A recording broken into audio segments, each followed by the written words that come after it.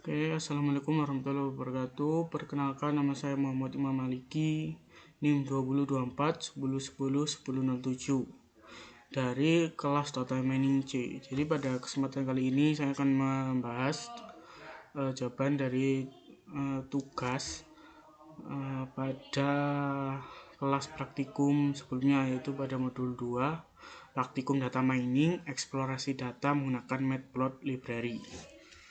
Jadi di sini ada tugasnya, yaitu yang paling bawah di sini ada 9 tugas. Ini langsung ke VS Code aja. Nah, jadi untuk soal yang pertama yaitu jelaskan makna dataset. Jelaskan pula makna dari data training dan data testing. Untuk dataset sendiri yaitu kumpulan data yang bersifat sebagai himpunan data yang berasal dari informasi-informasi yang sudah ada dan dapat dikelola. Jadi dataset ini seperti data yang sudah jadi, yang sudah dikumpulkan dari informasi, kemudian nantinya akan dapat diolah kembali. Kemudian data training. Untuk data training yaitu data yang dapat digunakan untuk keperluan melatih algoritma guna mencari model yang pas. Jadi data training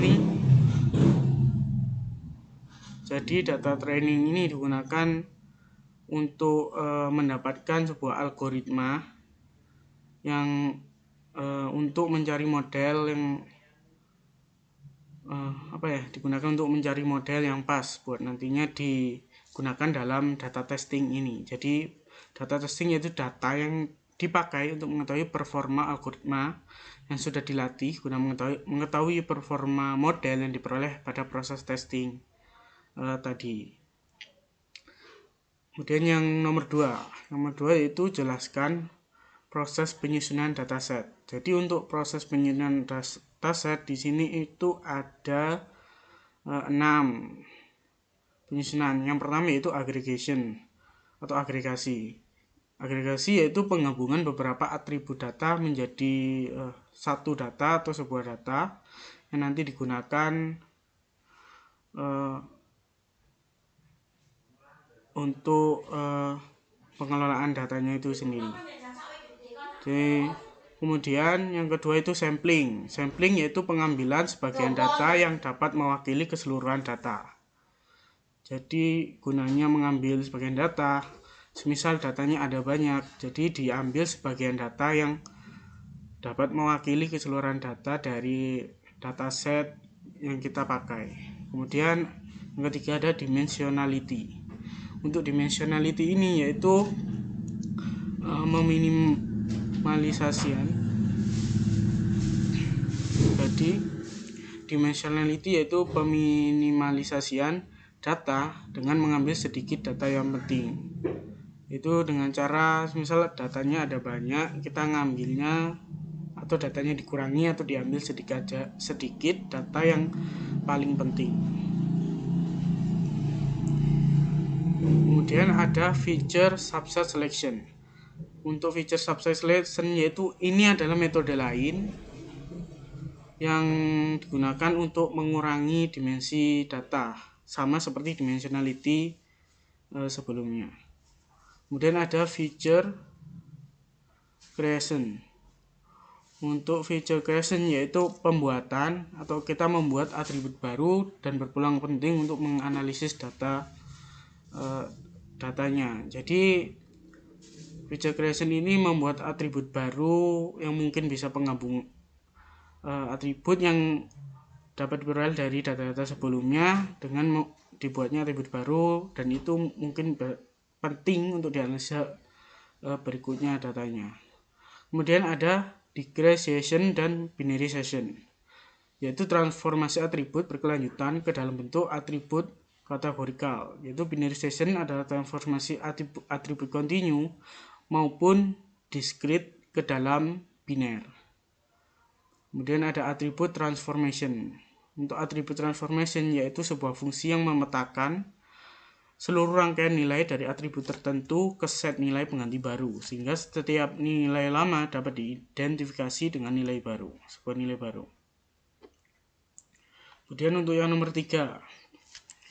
Untuk yang nomor 3 yaitu jelaskan makna atribut dataset iris. Jelaskan pula makna kelas dataset iris. Jadi untuk dataset iris, yaitu iris merupakan salah satu bunga yang berasal dari Jepang.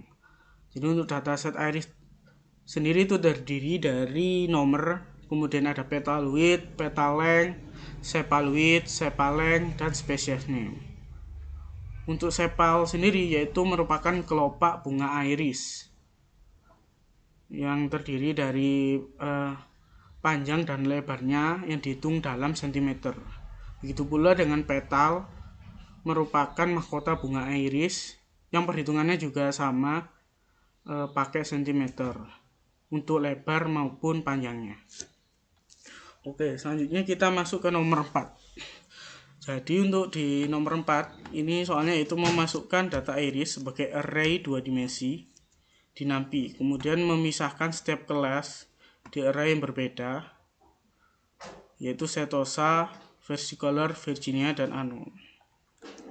Jadi yang pertama kita import dulu untuk matplotlib.pyplot as plt, kemudian kita import NumPy as np. Pertama kita buat sebuah variabel dengan nama Setosa sama dengan np.array, kemudian kita masukkan datanya, data dari sepal dan petalnya. Sama untuk yang kita buat lagi variabel bernama Virginica sama dengan np.array, kemudian masukkan arraynya atau datanya. Kemudian kita buat variabel Versicolor sama dengan np.array, kita masukkan datanya juga. Dan yang keempat yaitu kita buat variabel dengan nama Unknown sama dengan np.array, kemudian kita masukkan datanya juga. Nah, setelah selesai kita print semuanya untuk Setosa, print Virginia, print Versicolor, dan print Unknown.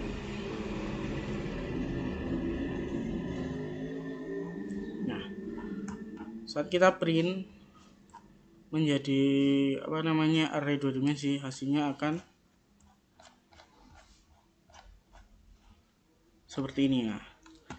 Ini hasil dari array 2 dimensinya lah. Mungkin di sini karena size-nya limit jadi terbatas, yang ke print mungkin lebih sedikit, tapi semuanya udah ke print untuk keempat-empatnya.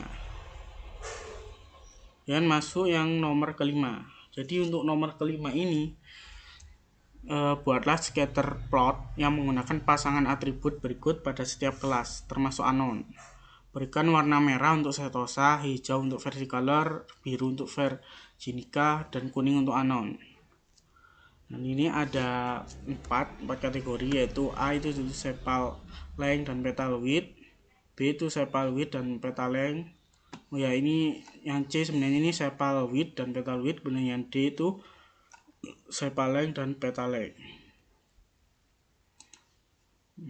Ini aja biar nggak bingung.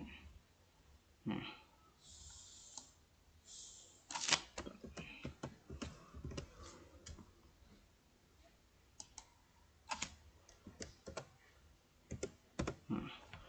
jadi ada 4.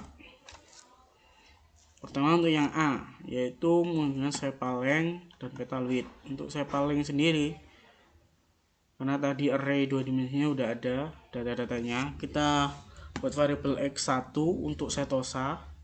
Di sini kita ambil semua barisnya, untuk barisnya, kemudian kita pilih indeks yang ketiga. Jadi untuk sepalength itu ada di indeks ketiga. Kemudian untuk x2 Virginia juga sama sebenarnya. Kemudian x3 untuk Versicolor, x4 itu Unknown, itu sama, ngambil indeks ketiganya. Untuk petaloid itu pada array 2 dimensi terdapat pada kolom yang atau indeks yang ke 0. Jadi kita misalkan dengan Y1 Setosa kita ambil semuanya, kemudian indeksnya kita ambil indeks ke 0. Kemudian kita pakai matplot library-nya dengan plt.scatter, kita menggunakan scatter plot. Di sini x1, y1 warnanya red. Nah, ini untuk Setosa. Kemudian untuk blue ini Virginica, green untuk versicolor, dan yellow untuk anon. Kita running. Nah, hasilnya untuk visualisasinya yaitu seperti ini. Ini dapat dilihat untuk warna merah yaitu dari Setosa, kemudian warna hijau ini versicolor, kemudian warna birunya Virginica, dan warna kuning yaitu anon. Kemudian untuk yang B untuk sepal width itu ada di indeks kedua, jadi kita pakai permisalan juga variabel untuk Setosa, Virginica, versicolor, dan anon. Kita ngambil indeks kedua. Untuk petal yang kita ambil indeks ke-1. Kemudian kita running.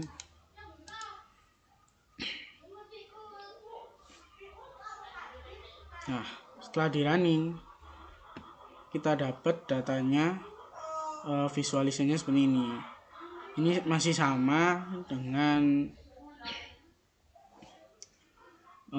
yang merah ini Setosa, kemudian yang hijau ini versicolor, yang biru itu Virginica, dan yang kuning ini anon. Kemudian untuk yang C yaitu sepal width dengan petal width. Untuk sepal width itu ada di indeks kedua. Kita pakai variabel X1, X2, X3, kemudian Y1, Y2, Y3, dan Y4. Ini ada X4 juga. Itu dari Setosa semuanya. Ini buat barisnya. Kemudian untuk arraynya kita ambil semuanya, kemudian indeksnya kita ambil indeks kedua, kemudian petal width kita ambil indeks yang ke-0. Kita running. Nah, didapat datanya seperti ini.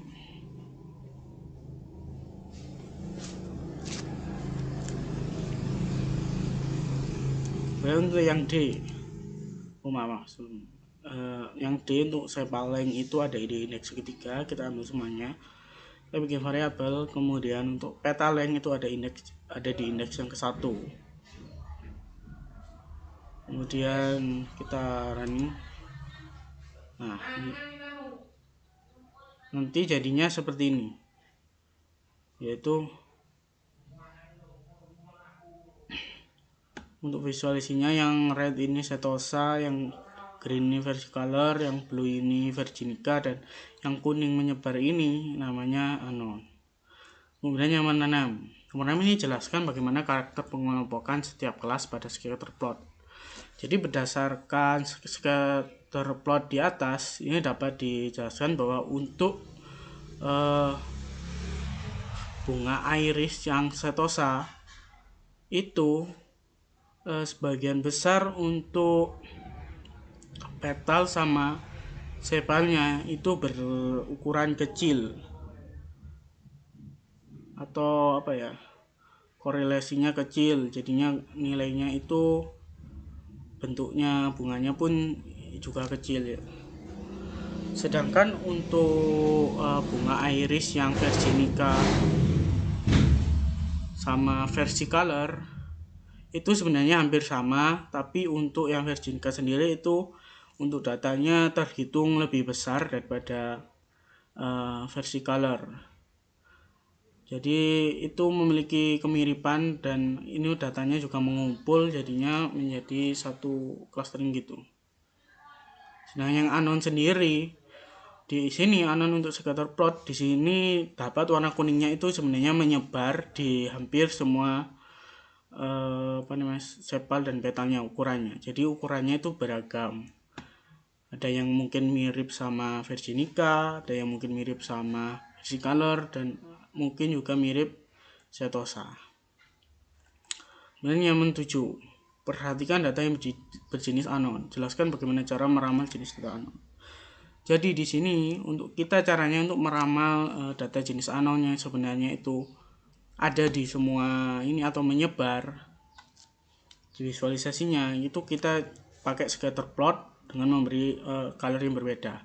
Itu dapat dilihat bahwa sebenarnya data anon ini untuk sepal dan petalnya itu menyebar, nggak cuma terkumpul atau terpusat di satu titik gitu. Dan yang nomor 8. Di nomor 8 ini buatlah paralel koordinat plot dari data yang berkelas setosa, versicolor, dan virginica. Ini berikan warna merah untuk setosa, hijau untuk versicolor, dan biru untuk virginica.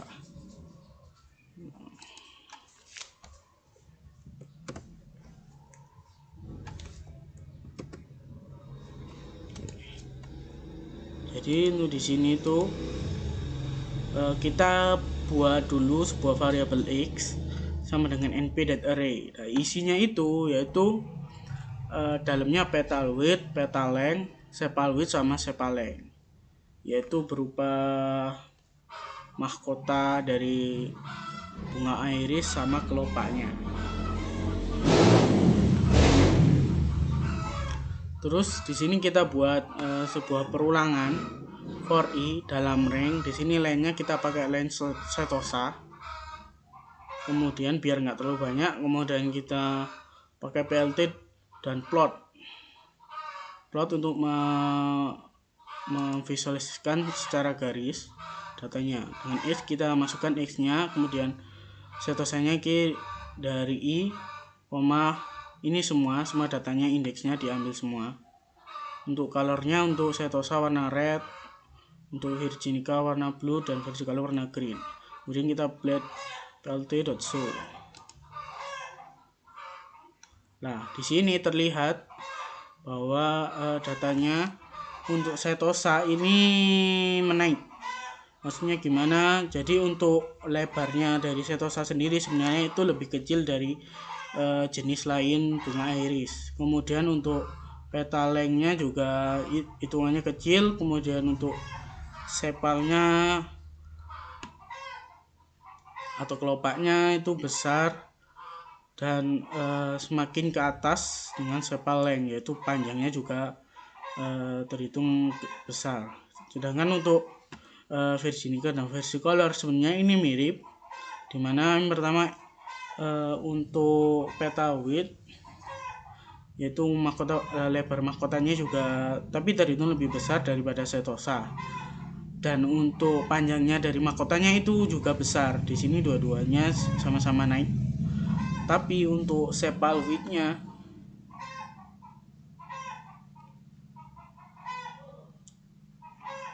itu turun. Kemudian untuk sepal length-nya juga besar atau panjangnya. Dan 9, jelaskan bagaimana karakter pengelompokan setiap kelas pada scatter plot. Ya, seperti yang saya jelaskan sebelumnya di nomor 8, bahwa sebenarnya di sini dapat dilihat bahwa sebenarnya untuk bunga iris jenis versicolor sama virginica itu hampir mirip, tapi emang terlihat di sini datanya bahwa yang virginica itu lebih besar sedikit, tapi data untuk bunganya hampir mirip. Sedangkan untuk setosa sendiri itu beda sendiri dari virginica sama versicolor, yaitu emang terlihat bunganya lebih kecil, tapi untuk sepalnya sendiri, kelopak bunganya itu besar sedikit untuk lebarnya. Mungkin sekian dari saya. Mohon maaf bila sebenarnya ada gangguan atau ada suara berisik dari motor sama ayam. Mungkin sekian dari saya. Mohon maafnya, saya minta maaf. Wassalamualaikum warahmatullahi wabarakatuh.